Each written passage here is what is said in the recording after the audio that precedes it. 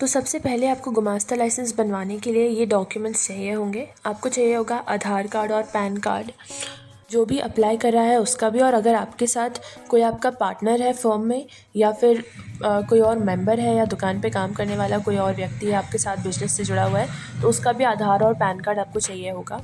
और जो भी आवेदन कर रहा है उसका पासपोर्ट साइज़ फ़ोटो चाहिए होगा, email ID, phone number, address, जो भी मेंबर्स और ओनर्स हैं उन सबके चाहिए होंगे, पार्टनर्स के चाहिए होंगे। आप जिस भी जगह रहते हैं उस रेसिडेंस का भी एड्रेस प्रूफ चाहिए। आप उसमें इलेक्ट्रिसिटी बिल, टेलीफोन बिल वगैरह जोड़ सकते हैं।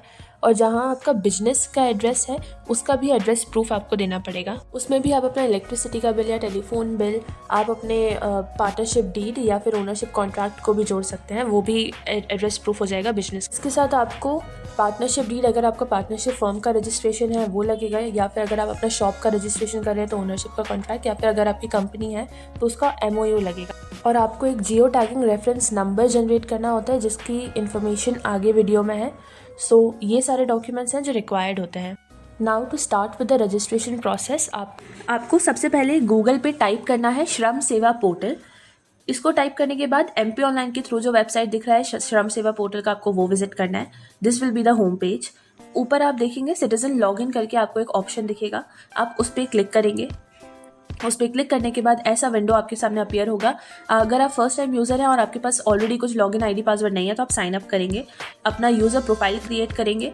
आपको यहाँ पर अपना मोबाइल नंबर और ईमेल ID ज़रूरी है, सारी फील्ड्स मैंडेटरी हैं, सब डालना है। और मोबाइल नंबर और ईमेल ID पर आपके लॉगिन क्रेडेंशियल्स आ जाएंगे। ID और पासवर्ड जनरेट होने के बाद आपको वापस से सिटीजन लॉगिन पे क्लिक करना है और यहाँ आकर अपने यूज़र ID और पासवर्ड को एंटर कर देना है और लॉगिन पर क्लिक कर देना है। लॉगिन पर क्लिक करने के बाद आपको ये विंडो दिखेगा जिसके लेफ्ट हैंड साइड में सारी डिटेल्स हैं आपकी, और राइट हैंड साइड में शॉप्स एंड एस्टैब्लिशमेंट एक्ट का ऑप्शन रहेगा, वो क्लिक करना है आपको। उसके बाद अपना मोबाइल नंबर और ईमेल ID लिखकर OTP जनरेट कर लेना है। OTP वेरीफाई हो जाने के बाद एक फॉर्म खुलेगा जिसमें आपको एप्लीकेंट डिटेल्स लिखनी होंगी। जो भी अप्लाई करा है वो अपनी डिटेल्स लिखेगा। अगर आप पार्टनरशिप फर्म के लिए अप्लाई करें तो आप पार्टनर होंगे फर्म के, अगर आप खुद की शॉप के लिए अप्लाई करें तो आप ओनर हैं, कंपनी के डायरेक्टर हो सकते हैं। अकॉर्डिंगली आपको ये देखना होगा। इसके बाद नीचे आप स्क्रॉल तो आपको वहाँ पे फैमिली मेम्बर और अदर्स की डिटेल दिखेगी। आपने अपने साथ अगर किसी फैमिली मेम्बर को या कोई भी अदर पार्टनर की इन्फॉर्मेशन डिस्क्लोज करनी है तो आप वहाँ कर सकते हैं और ऐड रिकॉर्ड्स पे क्लिक कर सकते हैं। इसके बाद आप स्क्रॉल डाउन करेंगे तो आप अपनी शॉप और एस्टैब्लिशमेंट जो भी आपका है, पार्टनरशिप फर्म वगैरह, आप उसका डिटेल्स देंगे, उसका नाम, address and every information that is asked. अगर आपका रेस्टोरेंट है तो आप उस पर क्लिक करेंगे, आपका शॉप है तो आप उस पर क्लिक करेंगे, फैक्ट्री है तो उस पर, या कोई कमर्शियल एस्टैब्लिशमेंट है तो आप उस पर क्लिक करेंगे।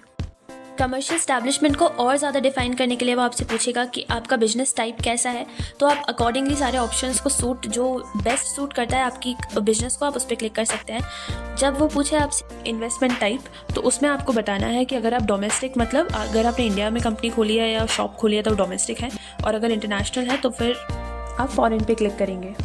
उसके बाद नेक्स्ट फॉर्म खुलता है जिसमें आपको मैनेजर डिटेल्स लिखनी है। अगर मैनेजर की इन्फॉर्मेशन अवेलेबल है तो आप वो लिख सकते हैं, अदरवाइज अगर इन्फॉर्मेशन अवेलेबल नहीं है या कोई मैनेजर नहीं है तो आप अपनी ही डिटेल्स वापस से एंटर कर सकते हैं। नेक्स्ट वो आपसे बिजनेस एग्जीक्यूटिव और अकाउंटेंट की इन्फॉर्मेशन मांगेगा। अगर आपके पास अवेलेबल है तो आप दे सकते हैं, अदरवाइज वहाँ पर भी आप अपना नाम लिख सकते हैं। नेक्स्ट फॉर्म में वो आपसे एम्प्लॉय की डिटेल्स मांगेगा जो आपने शॉप एंड एस्टैब्लिशमेंट में स्पेसिफाई की होगी कि आपके यहाँ पर कितने नंबर ऑफ़ एम्प्लॉयज़ हैं, उस हिसाब से वो आपसे डिटेल इन्फॉर्मेशन मांगेगा एम्प्लॉयज़ की। उसके बाद जब आप इस नेक्स्ट पे मूव करेंगे तो वो आपसे जियो टैगिंग रेफरेंस नंबर मांगेगा। जियो टैगिंग रेफरेंस नंबर आपके शॉप या एस्टैब्लिशमेंट का एड्रेस को लोकेट करने के लिए है कि जहाँ आप क्लेम कर रहे हो आपकी शॉप इस एड्रेस पे है, वो उसको लोकेशन दे देता है। और इसके लिए आपको ये ऐप डाउनलोड करना पड़ता है, that is MP online geo tagging app, और इसके थ्रू आप अपना रेफरेंस नंबर जो है वो जनरेट कर सकते हैं। आपको फ़ोटो खींचनी होती है इस ऐप के अंदर कैमरे से, और उसके बाद वो आपको रेफरेंस नंबर जनरेट करके देता है जो आप आगे मेंशन करते हैं।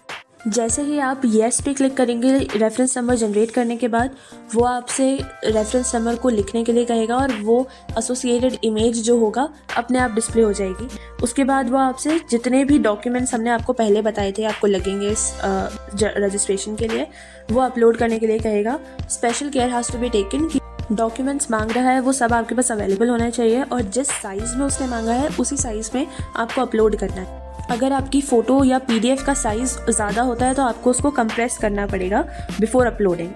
इसके बाद आपको एक फॉर्म यहाँ ऑप्शन देता है वो डाउनलोड करने का, that is download form A1। अभी तक आपने पहले जितने भी फॉर्म्स में डिटेल्स दे रखी है वो सारी इन्फॉर्मेशन यहाँ पर कंपाइल होती है। तो आपको पहले डाउनलोड करना है फॉर्म A1 को, उसका प्रिंट आउट निकलवाना है। वो कुछ क्वेश्चंस पूछता है, उसको आपको येस या नो में टिक करना है एंड देन आपने इसका स्टैम्प और साइन करके इस पेपर पे इसको स्कैन करके वापस से अपलोड करना है। रॉ कॉपी आप इस पर अपलोड नहीं करेंगे, स्टैम्प्ड और साइन ही अपलोड करेंगे। आफ्टर दैट इन्फॉर्मेशन दे देने के बाद आपको फॉर्म सबमिट कर देना है और इसके बाद आपकी जो एप्लीकेशन नंबर अवेलेबल होता है आपको वो नोट डाउन करके केयरफुली रखना है। वो आपको स्टेटस ट्रैक करने के लिए हेल्प करेगा। तो आपको रेगुलर चेक करते रहना है कि आपका जो स्टेटस है वो अप्रूव हो गया है रजिस्टर या नहीं। So that's how you can register for Gumasta. Thank you so much.